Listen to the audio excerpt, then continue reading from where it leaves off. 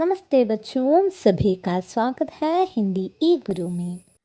അങ്ങനെ ഒരുപാട് നാളത്തെ ഇടവേളയ്ക്ക് ശേഷം ഇതാ വീണ്ടും എത്തിയിരിക്കുകയാണ്. നമ്മുടെ +1 എക്സാം നടക്കാൻ പോവുകയാണല്ലേ. അപ്പോൾ അതിന് മുന്നോടിയായിട്ട് നമ്മുടെ മോഡൽ എക്സാം ക്വസ്റ്റ്യൻ പേപ്പർ ഇപ്പം എങ്ങനെയൊക്കെയാണ് അതിൻ്റെ ക്വസ്റ്റ്യൻസൊക്കെ വന്നത്, അതിൻ്റെ അതൊന്ന് ഡിസ്കസ് ചെയ്യുന്ന ഒരു വീഡിയോ ആണ് നമ്മൾ ചെയ്യാൻ പോകുന്നത്. അപ്പോൾ എന്തായാലും ഇനി കൂടുതൽ നീട്ടി വലിപ്പിക്കുന്നൊന്നുമില്ല, നമ്മുടെ വീഡിയോയിലോട്ട് പോവാം. നമ്മുടെ എക്സാം എന്ന് പറയുന്നത് 80 മാർക്കിനാണ്. 2.5 മണിക്കൂറാണ് എക്സാം. ഇതിൽ നോക്കിക്കേ, 1 മുതൽ 6 വരെ അങ്ങനെ 6 ക്വസ്റ്റ്യൻസാണ് ഫസ്റ്റ് നമുക്ക് കൊടുത്തിട്ടുള്ളത്. എത്ര മാർക്കിൻ്റെയാണ്? 1 മാർക്കിൻ്റെ. ഫസ്റ്റത്തെ ക്വസ്റ്റ്യൻ എന്താണ്? ദുഃഖ് കിസ് വിദാ കി രചന ഹെ. നമുക്കറിയാം, പറയേണ്ട ആവശ്യമുണ്ടോ? ഇല്ല, കഹാനിയാണ് അല്ലേ. ദുഃഖ ആരുടെയാണ്? യശ്പാൽജിയുടെ. നല്ല ഒരു എന്താ പറയുക, നമ്മുടെ ഹേമേനെയും ദിലീപിനൊക്കെ നമുക്ക് മറക്കാൻ പറ്റുമോ? ഇല്ല. അപ്പോൾ ദുഃഖ കിസ് വിദാ കി രചന ഹെ, അത് ഏത് വിധിയാണ്? കഹാനിയാണ്. രണ്ടാമത്തെ എന്താണ്? ബൂഢ ആദ്മി ക്യാ ബോ രഹാ ഥാ. അതും നമുക്കറിയാം അല്ലേ, നമ്മുടെ നിബന്ധ പഠിച്ചു അല്ലേ. എന്താണ്?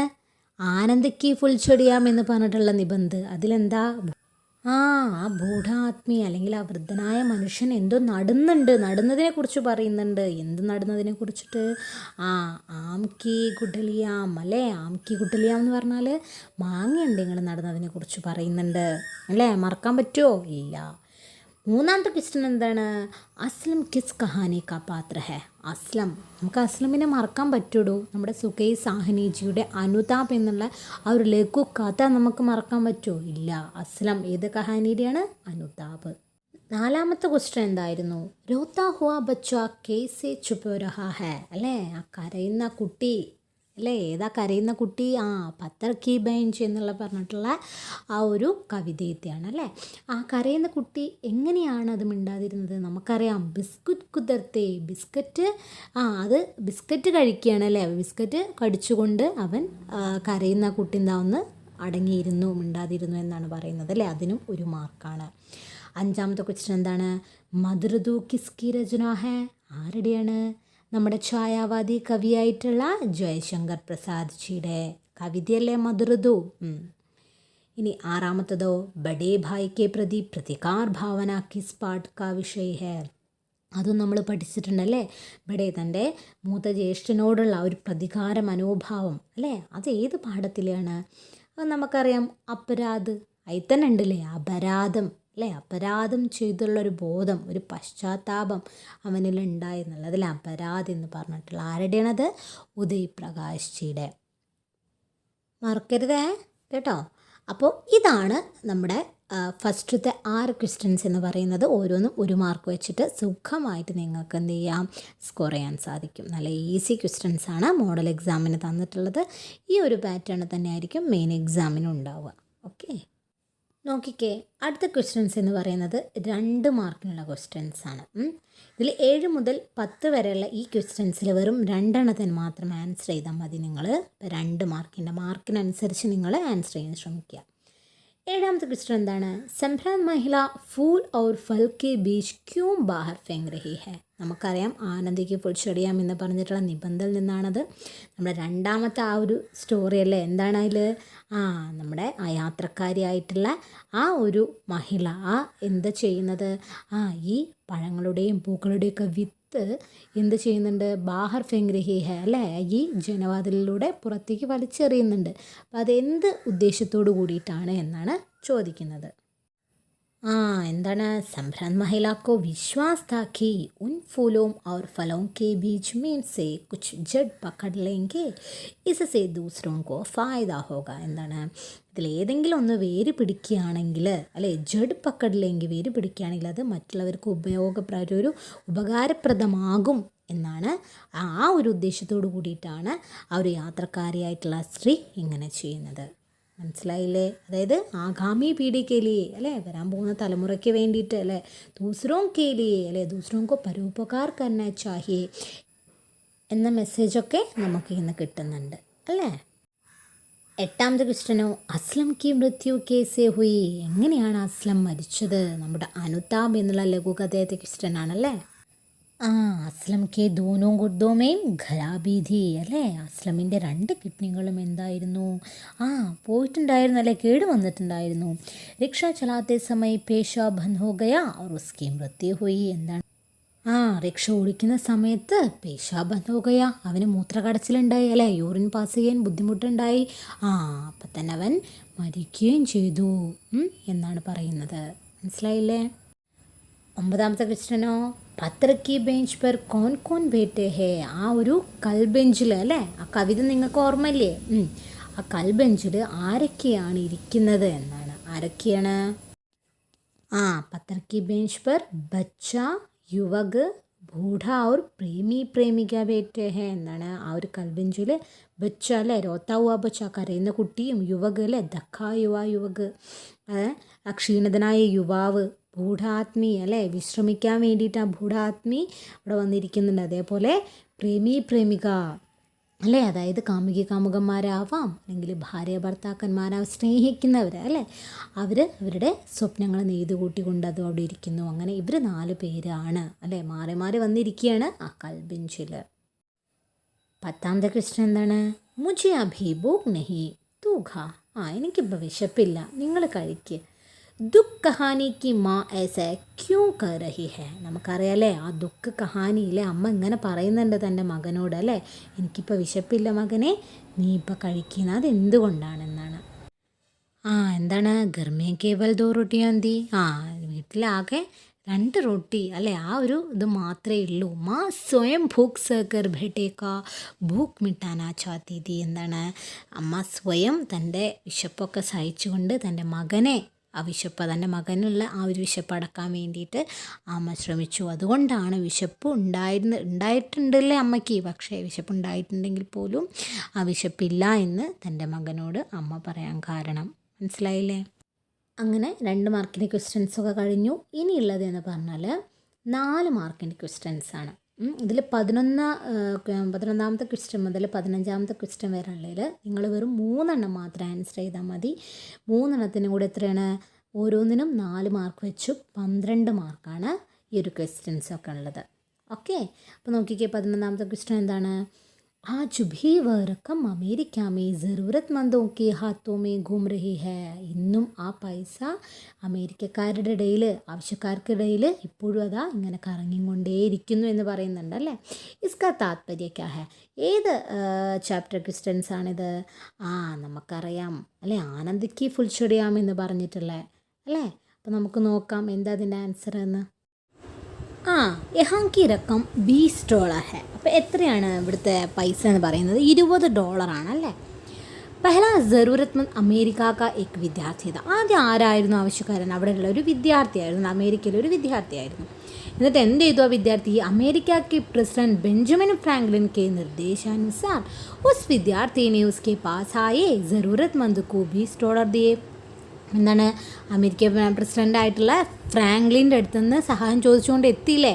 അപ്പോൾ ആ വിദ്യാർത്ഥി എന്ത് ചെയ്തു?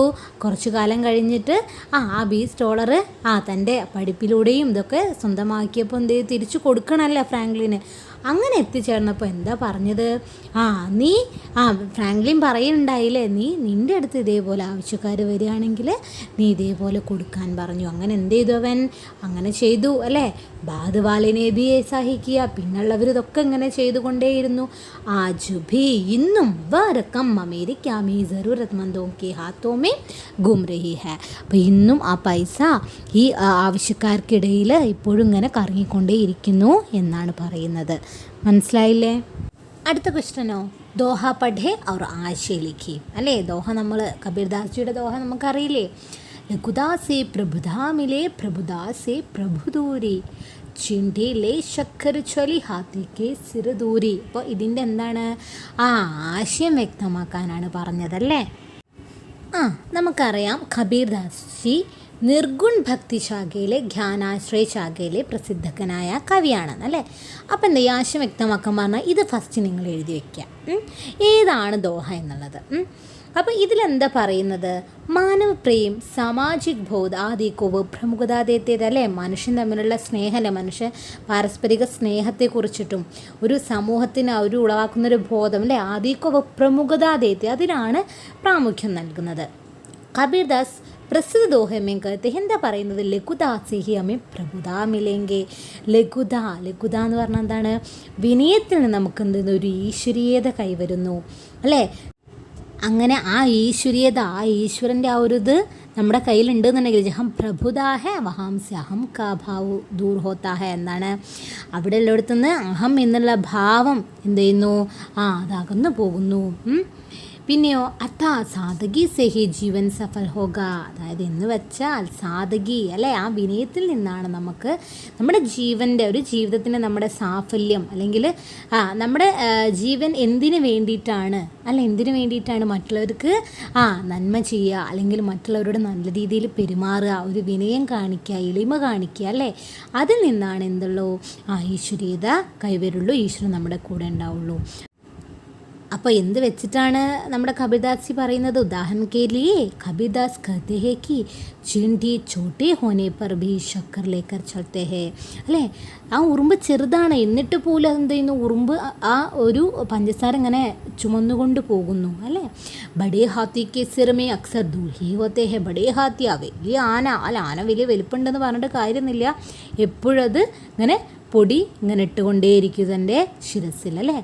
ശക്തി ഉണ്ടായിട്ടോ, ഭടുപ്പൻ കായബൽ വല്ല ആരോഗ്യവാനായിട്ടോ അല്ല ഞാൻ വലിയവനാണ് എന്ന് പറഞ്ഞിട്ടൊന്നും ആദിസെ നഹീം, അതിനുകൊണ്ടൊന്നും കാര്യമില്ല.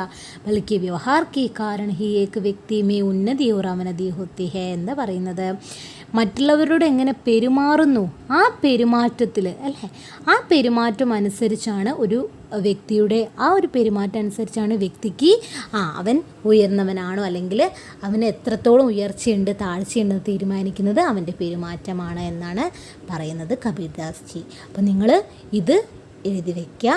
ഇനിയും നിങ്ങൾക്ക് കൂട്ടാൻ എന്തെങ്കിലും ആഡ് ചെയ്യാനൊക്കെ ഉണ്ടെങ്കിൽ ആഡ് ചെയ്യാം. ഓക്കെ, അടുത്ത എന്താണ്, ജീവൻ വൃത്ത് പഠേ और സുഖേ സാഹിനിക്ക് ബാരെ മേ അനുച്ഛേദ ലിഖേ അല്ലേ, പാരഗ്രാഫ് റൈറ്റിംഗ് ആണല്ലേ, ഇതൊക്കെ ഇമ്പോർട്ടൻ്റ് ആയിട്ടുള്ള ക്വസ്റ്റ്യൻസ് ആണ് നമ്മൾ പറഞ്ഞു കഴിഞ്ഞു. നമ്മുടെ സുഖേ സാഹിനിജിനെ കുറിച്ചിട്ട് എഴുതാൻ വേണ്ടിയിട്ടാണ് ഹിൻസൊക്കെ അവിടെ കൊടുത്തിട്ടുണ്ട്, ഒന്ന് എക്സ്പ്ലെയിൻ ചെയ്ത് എഴുതിയാൽ മാത്രം മതി. എങ്ങനെയാണ്, ആദ്യം എന്ത് വേണം, സുഖേ സാഹനിജിയുടെ പേര് എഴുതണം അല്ലേ. അപ്പോൾ സുഖേ സാഹനി എന്ന് പറഞ്ഞിട്ട് അണ്ടർലൈൻ ചെയ്തിട്ട്, സുഖേ സാഹനി ജി ഹിന്ദി കെ ജാനെ മാനെ സാഹിത്യകാർ ഹേ അല്ലേ, നമ്മുടെ ഹിന്ദിയിലെ അറിയപ്പെടുന്ന ഒരു സാഹിത്യകാരനാണ് സുഖേ സാഹനി ജി. उनका जन्म 5 सितंबर 1956 को उत्तर प्रदेश के लखनऊ में हुआ. എന്താ പറഞ്ഞത്, അവരുടെ ജനനം 1956 സെപ്റ്റംബർ 5-ാം തീയതി ഉത്തർപ്രദേശിലെ ലക്നൌവിലായിരുന്നു. ഉन्होंने अपनी रचनाओं से हिंदी साहित्य को संपन्न किया. അപ്പോൾ തൻ്റെ രചനകളിലൂടെ ഹിന്ദി സാഹിത്യത്തെ ഒരു സമ്പന്നമാക്കി തീർത്തു ആര്, നമ്മുടെ സുഖേ Sahni G.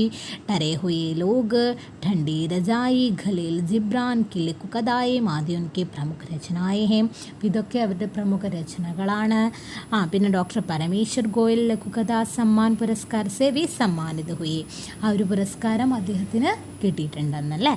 നിമ്ന മധ്യവർഗ Ki Peerah our നിരാശ ഉൻകി രചനാओं में മുഖരിത ഹേ, എന്താണ് നിമ്നമധ്യവർഗയ്ക്ക്, അപ്പോൾ താഴേക്കിടയിലുള്ളവരുടെ അവരുടെ വേദനകൾ, അവരുടെ നിരാശ, അവരുടെ ദുഃഖങ്ങളൊക്കെയാണ് അദ്ദേഹം വിഷയമാക്കി തൻ്റെ സാഹിത്യങ്ങളിലൂടെയൊക്കെ വിഷയമാക്കി തീർത്തത് എന്നാണ് പറയുന്നത്. അപ്പോൾ ഇങ്ങനെയാണ് പാരഗ്രാഫ് റൈറ്റിംഗ് ചെയ്യേണ്ടത്. ഓക്കെ, അടുത്ത ക്വസ്റ്റ്യനോ, കവിതാജ് പഠേ ഒരു ഭാവാർത്ഥ ലിഖേ. ഏതത്തെയാണ് നമ്മുടെ മധുരദു എന്ന് പറഞ്ഞിട്ടുള്ള കവിതയെത്തിയാണ് അല്ലേ. ഹരേ ആഖൈ ഹേ ഭൂലി സി മധുരദു ദൂ തിനക്കോ ചോട്ടി സി കുഠിയാമേ രചിതും നെയ് വ്യഥാ സാത്തിനിക്കോ. അപ്പോൾ ഇതിൻ്റെ ഭാവാർത്ഥം എഴുതാൻ വേണ്ടിയിട്ടാണ് ക്വസ്റ്റ്യൻ. അപ്പോൾ മക്കളെ, ഇതിനെക്കുറിച്ച് കൂടുതലായിട്ടൊന്നും ഞാൻ പറയുന്നില്ല, കാരണം നമ്മൾ മധുരദു എന്ന് പറഞ്ഞിട്ടുള്ള കവിത എടുക്കുന്ന സമയത്ത് ഇതിന് ആസ്വാദന ടിപ്പണിയായിട്ട് എഴുതി തന്നിട്ടില്ലേ, അത് നിങ്ങൾ നോക്കുക. എന്നിട്ട് അരി ആഘ ഈ 4 പക്തിൻ്റെ ഫസ്റ്റ് നിങ്ങൾ എന്ത് ചെയ്യുക, കവിയെക്കുറിച്ചും കവിതയെക്കുറിച്ചിട്ടും ഒരു പങ്ക്തി ഫസ്റ്റത്തെ ഒരു പാരഗ്രാഫിൽ എഴുതിയിട്ട് രണ്ടാമത്തെ പാരഗ്രാഫിൽ ഇതിൻ്റെ ഭാവാർത്ഥം എന്താണോ ഇതിൽ പറയുന്നത് അത് നിങ്ങളുടെ ശബ്ദത്തിൽ എഴുതി വയ്ക്കുക. ഓക്കെ, നിങ്ങളുടെ വാക്കുകളിലൂടെ. അപ്പോൾ ഞാൻ പറഞ്ഞു തന്നിട്ടുണ്ട്.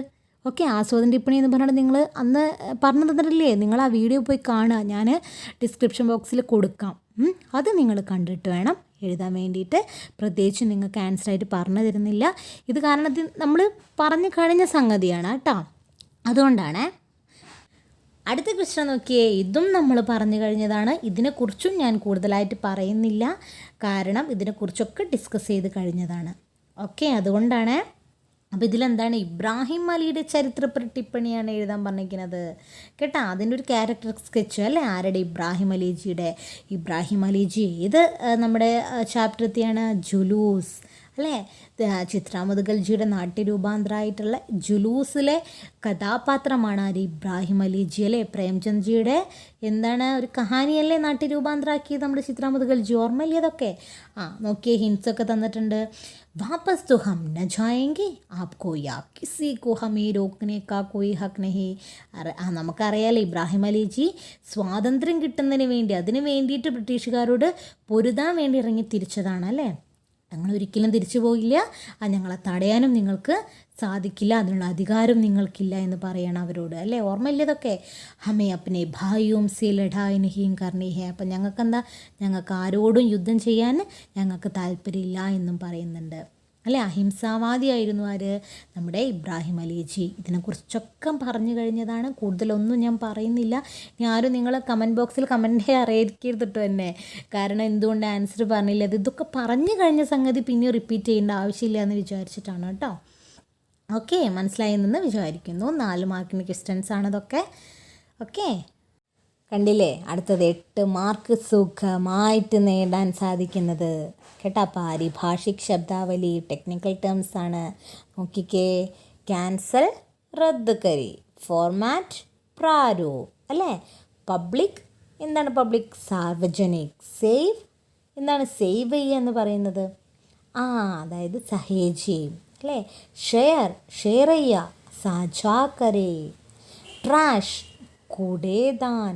ഫയൽ, എന്താണ് ഫയൽ, സഞ്ചിക അല്ലേ.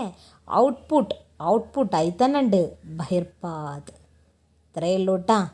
അപ്പോൾ ബാക്കിയുള്ള നമ്മുടെ ടെക്സ്റ്റ് ബുക്കിലുള്ള പാരിഭാഷിക ശബ്ദാവലി എല്ലാം നോക്കുക.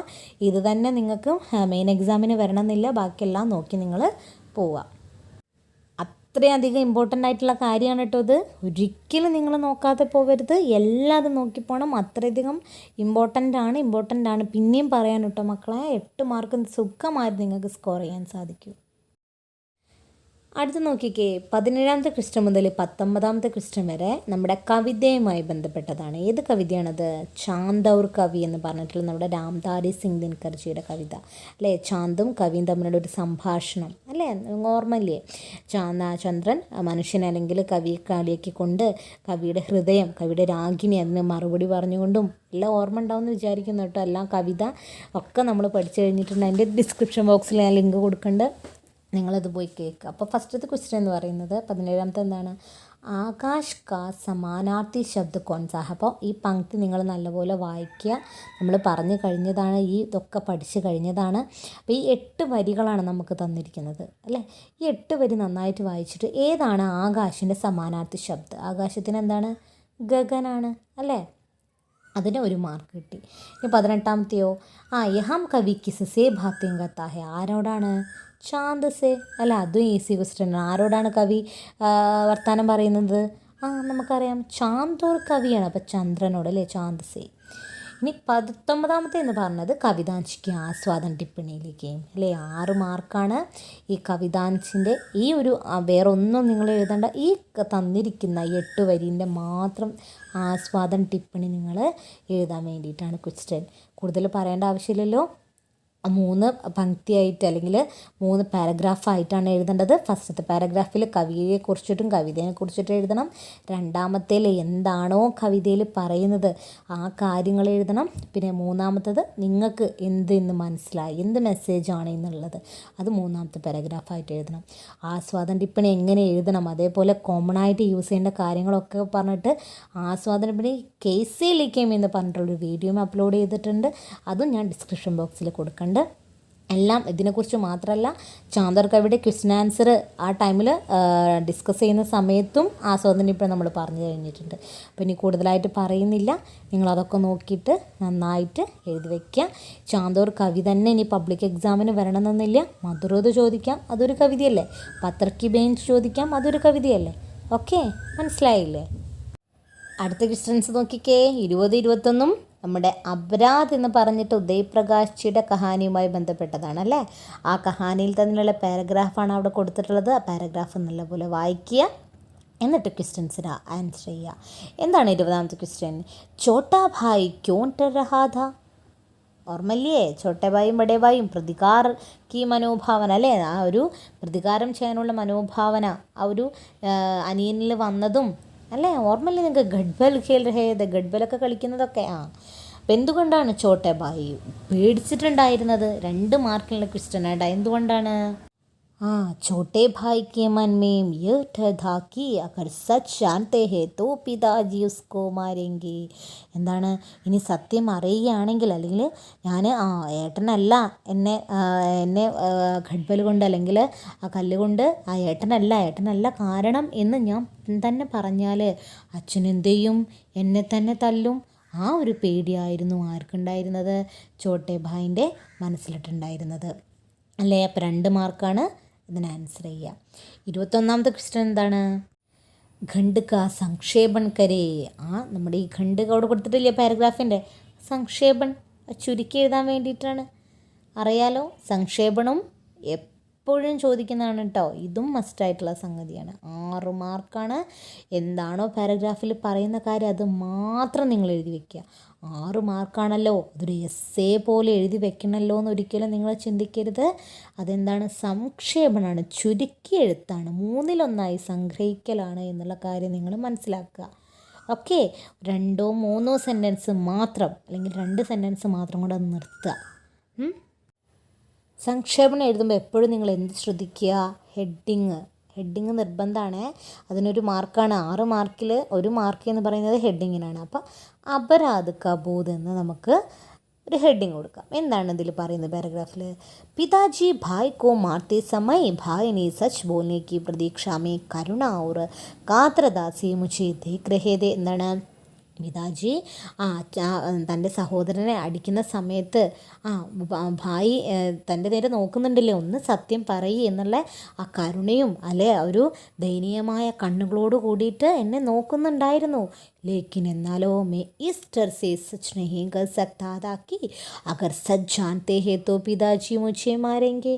പക്ഷേ ഈ ഒരു പേടി എന്നുള്ളിൽ ഉണ്ടായിരുന്നു അല്ലേ, അത് സത്യം പറയുകയാണെങ്കിൽ പിതാജി എന്നെ അടിക്കും അല്ലേ, ആ ഒരു പേടി എന്നുള്ളിലുണ്ടായിരുന്നു എന്നാണ് പറയുന്നത്. ഇത്രയേ ആ പാരഗ്രാഫിൽ പറയുന്നുള്ളൂ. ഇത് നിങ്ങൾ എഴുതി വയ്ക്കുക. ഇതാണ് സംക്ഷേപണം എന്ന് പറഞ്ഞാൽ. ഇനിയിപ്പോൾ ഏത് പാരഗ്രാഫ് ചോദിച്ചാലും ഈ ഒരു ഇതേപോലെ നിങ്ങൾ എഴുതാൻ വേണ്ടി ശ്രമിക്കുക. ഓക്കെ, അടുത്ത നോക്കിക്കേ. 6 മാർക്കിൻ്റെ ക്വസ്റ്റ്യനാണ്. 22ാമത്തെ മുതൽ 26ാമത്തെ വരെ നിങ്ങൾ 3 ആൻസർ ചെയ്താൽ മതി. अनुताप लघु कथा के यात्री का मन संघर्ष से भरा था. वह अपना संघर्ष डायरी में लिख रहा है. वह डायरी लिखे. നിങ്ങൾക്കറിയാലോ, നമ്മുടെ യാത്രയെന്നറിയാലോ അനുതാപ് എന്നുള്ള ലഘുകഥയിൽ. അപ്പോൾ യാത്ര എന്ത് ചെയ്യാണ്? ഡയറി എഴുതാണ്.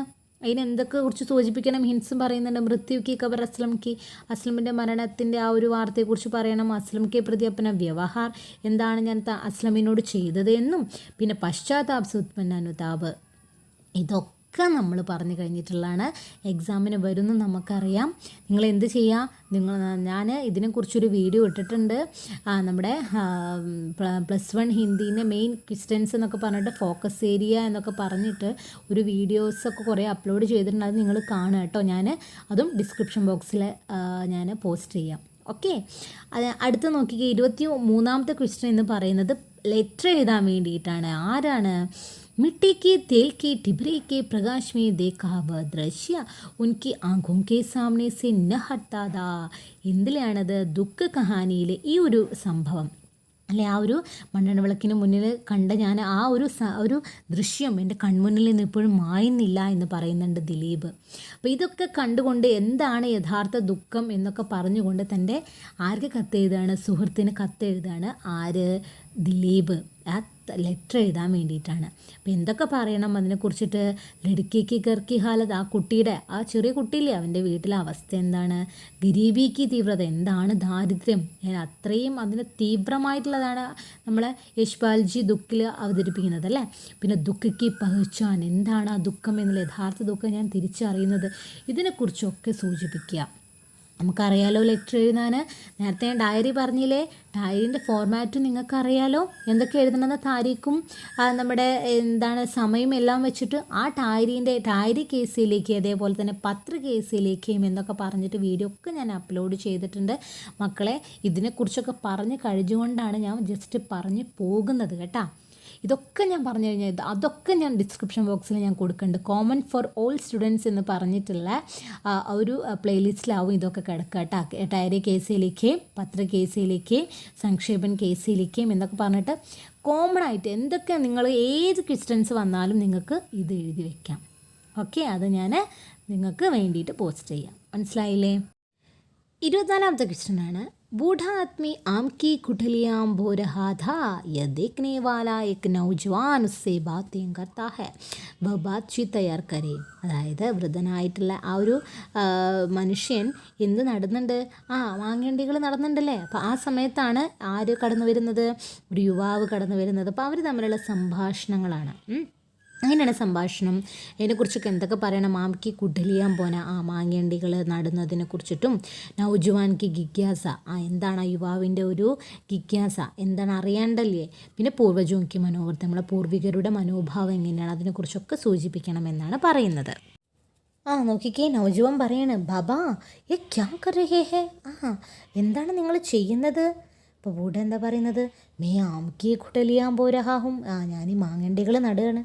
നൗജുവാൻ, ഈ സുമ്രമേ, ഈ വയസ്സിലാണോ നിങ്ങൾ നടുന്നത്? അപ്പോൾ ബൂഢ എന്ത് പറയണ?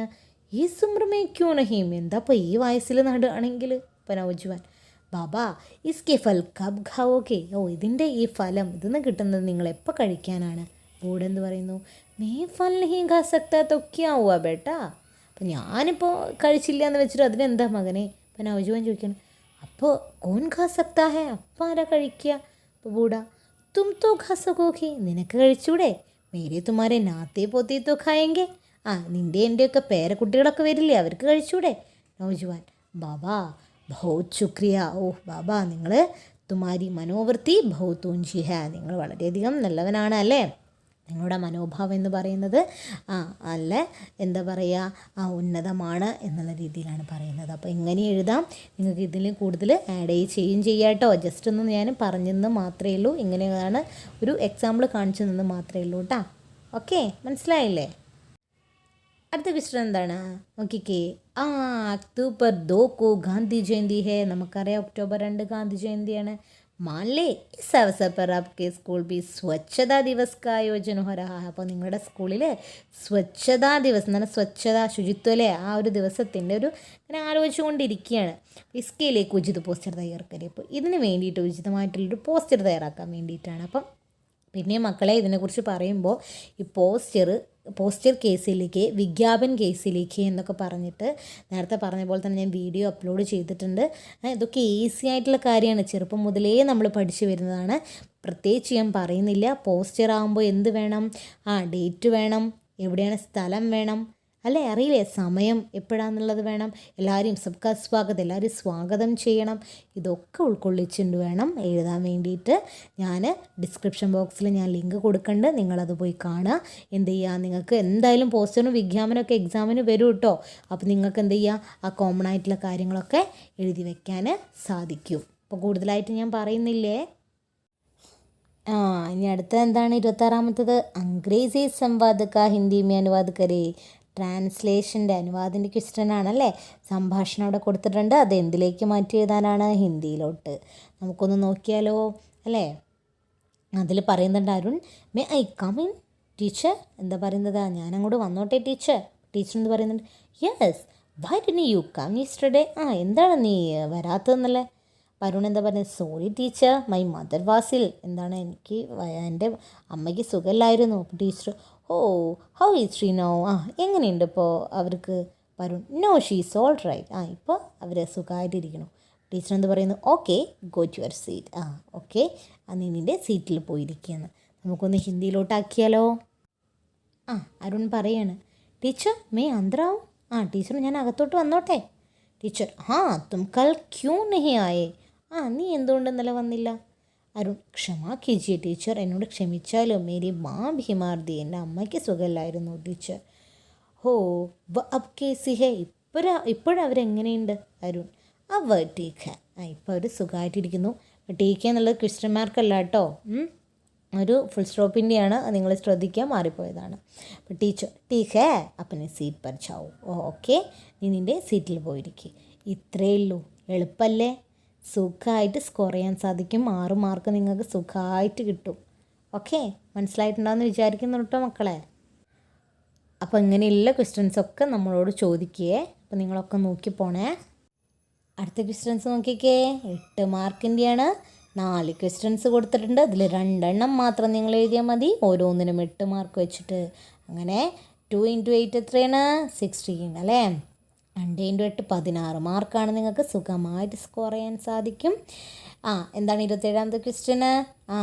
സാർവജനിക് സൂചന അധികാർ പത്ര അല്ലേ? നമുക്കറിയാം, സഡക് ദുർഘടനാओं के रोकने के लिए सरकार की ओर से की गई कार्रवाइयों की सूचना पाने के लिए किशोर कुमार वसंत कोल्लम की ओर से सार्वजनिक सूचना अधिकारी सड़क परिवहन विभाग केरला सरकार के नाम सूचनाधिकार पत्र तैयार करें. അതായത് റോഡ് അപകടങ്ങൾ അങ്ങനെ കൂടിക്കൊണ്ടിരിക്കുന്ന ഈ സാഹചര്യത്തിൽ ഇതിന് വേണ്ടിയിട്ടുള്ള നടപടിക്രമങ്ങളൊക്കെ എന്തൊക്കെ ചെയ്തിട്ടുണ്ട് നമുക്കറിയണം. ആരാണത് എഴുതുന്നത്? കിഷോർ കുമാർ വസന്ത് കൊല്ലം അല്ലേ? അവരുടെ അഡ്രസ്സൊക്കെയാണ് കേട്ടത്. അപ്പോൾ അവർ ആർക്ക് എഴുതുകയാണ്? സാർവജനിക സൂചനാധികാരി സടക്ക് പരിവഹൻ വിഭാഗ് കേട്ടാ. അപ്പോൾ ആ ഒരു അധികാരിക്ക് വേണ്ടിയിട്ട് അല്ലേ, ഗതാഗത അധികാരിക്ക് വേണ്ടിയിട്ട് കത്തെഴുതുകയാണ്. അപ്പോൾ എന്തൊക്കെ ഉൾക്കൊള്ളിക്കണം എന്ന കാര്യം നമ്മൾ ഈ പാഠം എടുക്കുന്ന സമയത്ത് പറഞ്ഞിട്ടുണ്ട്. അത് നിങ്ങൾ പോയി നോക്കുക. ഓക്കെ, കൂടുതലൊന്നും എനിക്ക് പറയാനില്ല കേട്ടോ. ഇതൊക്കെ നിങ്ങൾ നോക്കി. നമുക്കറിയാം, ആവേദക നാമ് ടാക്ക പുരാപത എന്നൊക്കെ പറഞ്ഞിട്ട് കുറേ സ്റ്റെപ്പ് ബൈ സ്റ്റെപ്പായിട്ട് നമ്മൾ ടെക്സ്റ്റ് ബുക്കിൽ കൊടുത്തിട്ടില്ലേ? അതെല്ലാം ഫോളോ ചെയ്തിട്ട് വേണം എഴുതാൻ. എന്നാൽ 8 മാർക്ക് നിങ്ങൾക്ക് കിട്ടുകയുള്ളൂ. മനസ്സിലായില്ലേ? ഇനി 28ാമത്തെ എന്താണ്? കിസിക്ക് മൻപസന്ത് ഫിലിം കി സമീക്ഷ ലീഗ്. അപ്പോൾ ഇഷ്ടപ്പെട്ട ഒരു ഫിലിമിൻ്റെ സമീക്ഷ എഴുതാൻ വേണ്ടിയിട്ടാണ്. നമുക്കറിയാം, നമ്മൾ ബ്ലാക്ക് ഫിലിം ചർച്ച ചെയ്യുന്ന സമയത്ത് നമ്മൾ ഫിലിമിൻ്റെ റിവ്യൂ എഴുതിയിട്ടില്ലേ? അപ്പോൾ അതിൻ്റെ ഫിലിമിൻ്റെ കഥാസാറിനെ കുറിച്ച് അറിഞ്ഞിരിക്കണം. ആ ഫിലിം ഏതാണോ നിങ്ങൾ എഴുതാൻ പോകുന്നത്, ആ ഫിലിമിൻ്റെ എന്താണ് ആ ഫിലിം, അതിൻ്റെ കഥാസാരം അതറിഞ്ഞിരിക്കണം. ആ നിദേശയ്ക്ക് ഭൂമിക എന്താണ്, സംവിധായകൻ്റെ റോൾ, അതില്ലേ ഡയറക്ടർ റോള് അറിഞ്ഞിരിക്കണം. പട്കഥ സംവാദ് പാത്രവും അഭിനയ് എങ്ങനെയാണ്, അതിൻ്റെ തിരക്ക സ്ക്രിപ്റ്റ് എങ്ങനെയുണ്ട്, അതിൻ്റെ ഡയലോഗൊക്കെ എങ്ങനെയുണ്ട്, പിന്നെ അതിലെ കഥാപാത്രങ്ങളുടെ അഭിനയങ്ങൾ അല്ലേ, കഥാപാത്രങ്ങൾ ആ നടന്മാരൊക്കെ ഉണ്ടെങ്കിൽ അവരുടെ പേരൊക്കെ സൂചിപ്പിക്കണം. ഇഷ്ടപ്പെട്ട വ്യക്തി ഉണ്ടെങ്കിൽ അത് സൂചിപ്പിക്കാൻ നിങ്ങൾക്ക്. ഇഷ്ടപ്പെട്ട പാത്രങ്ങളുണ്ടെങ്കിൽ അല്ലെങ്കിൽ ഇഷ്ടപ്പെട്ട പാട്ടുകളുണ്ടെങ്കിൽ അല്ലേ. അതുപോലെ അപ്പനാ ദൃഷ്ടികോൺ, നിങ്ങളുടെ വ്യൂ പോയിൻ്റ് എന്താണ്, കാഴ്ചപ്പാട് എന്താണ്, അതിനെക്കുറിച്ചൊക്കെ സൂചിപ്പിച്ച് വേണം ഫിലിംക്ക് സമീക്ഷ എഴുതാൻ വേണ്ടിയിട്ട്. മനസ്സിലായല്ലോ? കൂടുതൽ പറയണ്ടല്ലോ, ഇതും നമ്മൾ പറഞ്ഞിട്ടുണ്ട്. നിങ്ങൾ പോയി നോക്കുക. പിന്നെയും പറയാണ്, ഇതൊക്കെ ചർച്ച ചെയ്ത സംഗതികളായതുകൊണ്ടാണ് കേട്ടോ, പുതിയ പുതിയ കാര്യങ്ങളല്ല. ഇതൊക്കെ നമ്മൾ പറഞ്ഞു കഴിഞ്ഞ കാര്യങ്ങളായതുകൊണ്ട് നമ്മുടെ പ്ലേലിസ്റ്റിൽ നോക്കിയാൽ മതി. +1ൻ്റെ ഓരോ ചാപ്റ്റർ ബൈ ചാപ്റ്റർ നമ്മൾ എടുക്കും തോറും ഇതിനെക്കുറിച്ചൊക്കെ നമ്മൾ പറഞ്ഞു പോകുന്നുണ്ട്. അതുകൊണ്ടാണ് കേട്ടോ പറയാത്തത്. അടുത്തത് എന്താണ്? നേരത്തെ പോസ്റ്റർ പറഞ്ഞ പോലെ തന്നെ വിജ്ഞാപനമാണ്. എന്തിനാണ്? ഇലക്ട്രിക് സ്കൂട്ടറിൻ്റെ വിജ്ഞാപനം, പരസ്യമാണ്. അപ്പോൾ എന്തൊക്കെ അതിൽ കുറച്ച് സൂചിപ്പിക്കണം? കം ദാം, അതിൻ്റെ കുറഞ്ഞ വിലയെക്കുറിച്ചിട്ട്, ആകർഷക ഡിസൈൻ, ആകർഷകമായ അട്രാക്റ്റീവായ ഡിസൈനുണ്ടെന്നും, ബഹുരംഗി മൾട്ടി കളറിലുണ്ടെന്നും, മൈലേജ് ജ്യാദ, മൈലേജൊക്കെ അധികം ഉണ്ടെന്നൊക്കെ സൂചിപ്പിച്ച് വേണം എന്തെഴുതാൻ? പരസ്യം എന്ന് പറഞ്ഞാൽ എന്താ? നമ്മളെ കൊണ്ട് വാങ്ങിപ്പിക്കണം, അതല്ലേ പരസ്യം എന്ന് പറഞ്ഞാൽ. അതിനല്ല പരസ്യം കൊടുക്കുക എന്ന് പറഞ്ഞാൽ. ഒരു പ്രൊഡക്റ്റിൻ്റെ പരസ്യം കൊടുക്കുക എന്ന് പറഞ്ഞാൽ അങ്ങനെയാണ്. ആ പ്രൊഡക്റ്റ് മേടിപ്പിക്കണം. അതിനുള്ള എല്ലാ കാര്യങ്ങളും അല്ലേ, നമ്മളെ അട്രാക്റ്റീവ് ആക്കുന്ന എല്ലാ കാര്യങ്ങളും വെച്ച് എഴുതാൻ വേണ്ടി ശ്രമിക്കുക. വിജ്ഞാപൻ, ഇതേപോലെ വിജ്ഞാപൻ കേസ് ലീക്ക് എന്ന് പറഞ്ഞിട്ട് കൊടുത്തിട്ടുണ്ട്, അത് പോയി നിങ്ങൾ കാണാം. ഓക്കെ, അപ്പോൾ അതാണ് 29ാമത്തെ ക്വസ്റ്റ്യൻ. 8 മാർക്കാണ്. 30ാമത്തെ എന്താണ് നോക്കിയേ? Last question. സമാനത കാ അധികാർ വിഷയ पर एक लेख लिखें. സമാനത, തുല്യത അല്ലേ, ഇക്വാലിറ്റി, അതിന് അധികാരം, അതിനെക്കുറിച്ച് നിങ്ങളൊരു നിബന്ധ തയ്യാറാക്കാൻ വേണ്ടിയിട്ടാണ് അല്ലേ. എന്തൊക്കെ വേണം? ലിംഗ സമാനത അല്ലേ, തുല്യമായ ലിംഗസമത്വത്തിനെ കുറിച്ചിട്ട്, പരിവാർ മേ സമാനത, കുടുംബത്തിൽ തന്നെയുള്ള ആ ഒരു സമത്വം എങ്ങനെയാണ്, സമാജിൽ എങ്ങനെയാണ്, സമൂഹത്തിൽ എങ്ങനെയാണ്, അപ്പന മത്ത് പ്രകട് കർണേക്ക് അധികാരം, നിങ്ങളുടെ അഭിപ്രായം എന്താണ്, ഇപ്പം നടക്കുന്ന ലിംഗസമത്വം ഉണ്ടോ, എന്ന് എല്ലാവർക്കും ഒരുപോലെയാണോ സമത്വം എന്നുള്ള കാര്യങ്ങളൊക്കെ നിങ്ങൾക്കൊരു നിബന്ധമായിട്ട് നിങ്ങളുടെ അഭിപ്രായങ്ങളൊക്കെ നിങ്ങൾക്ക് എന്ത് വേണമെങ്കിലും ഇതിനെക്കുറിച്ച് നിങ്ങൾക്ക് എഴുതാം. ഈ ഒരു ലേഖിനെ കുറിച്ചുള്ള സമാനതക്കാധികം എന്നുള്ള വിഷയത്തെക്കുറിച്ചിട്ട് നിങ്ങൾക്ക് എഴുതാവുന്നതാണ്. 8 മാർക്കാണ്, 2 പേജൊക്കെ എഴുതണം. മനസ്സിലായില്ലേ? ഇത്രയാണ് നമ്മുടെ ക്വസ്റ്റ്യൻസ് ഉള്ളത്. അപ്പോൾ എന്താ ഇതൊന്നും പറയാത്തതെന്ന് വെച്ചാൽ ഇതൊക്കെ ചർച്ച ചെയ്ത സംഗതികളായതുകൊണ്ടാണ് കേട്ടോ ഞാൻ വിജ്ഞാപൻ, പോസ്റ്റർ, ഡയറി, പത്രമൊന്നും പറയാത്തത്. സാർവജനിക സൂചന അധികാര പത്രമൊക്കെ ഇല്ലേ, അതൊന്നും പറയാത്തത് പറഞ്ഞു കഴിഞ്ഞ സംഗതികളായതുകൊണ്ടാണ്. ഓക്കെ, ഇനി പിന്നെ എന്തെങ്കിലും നിങ്ങൾക്ക് ഈ കാര്യങ്ങളൊക്കെ ഡൗട്ട് ഉണ്ടെന്നുണ്ടെങ്കിൽ കമൻറ്റ് ബോക്സിൽ അതിനെ കമൻറ്റ് ചെയ്ത് അറിയിക്കുക. ഓക്കെ, അപ്പോൾ ഇത്രയേ ഉള്ളൂ നമ്മുടെ വീഡിയോ. അപ്പോൾ ഇനി എന്തെങ്കിലും ഡൗട്ട് ഉണ്ടെന്നുണ്ടെങ്കിൽ നേരത്തെ പറഞ്ഞ പോലെ തന്നെ അറിയിക്കട്ടോ മിസ്സിനെ. അപ്പോൾ എൻ്റെ എല്ലാ മകൾക്കും നല്ലൊരു പരീക്ഷ ആശംസിക്കുന്നു. എന്തെങ്കിലും ഡൗട്ട് ഉണ്ടെന്നുണ്ടെങ്കിൽ ഒരിക്കലും സംശയം വെച്ചുകൊണ്ട് നിങ്ങൾ എക്സാം എഴുതാൻ പോകരുത്. മിസ്സ് ഉണ്ട് ഇവിടെ, ഹിന്ദി ഈ ഗുരു ഉണ്ട് നിങ്ങളുടെ കൂടെ, അപ്പോൾ നിങ്ങൾ അറിയിക്കുക. അപ്പോൾ ഓക്കെ, നിങ്ങൾ ഹിന്ദി ഈ ഗുരു എന്നുള്ള ചാനൽ സബ്സ്ക്രൈബ് ചെയ്യാൻ മറക്കരുത്, ലൈക്ക് ചെയ്യാൻ മറക്കരുത്, നിങ്ങളുടെ ഫ്രണ്ട്സിന് വേണ്ടി ഷെയർ ചെയ്യാനും മറക്കരുത്. ഓക്കെ മക്കളെ, അപ്പോൾ അടുത്ത വീഡിയോ ആയിട്ട് വരുന്നത് വരെ ധന്യവാദ് ബച്ചു.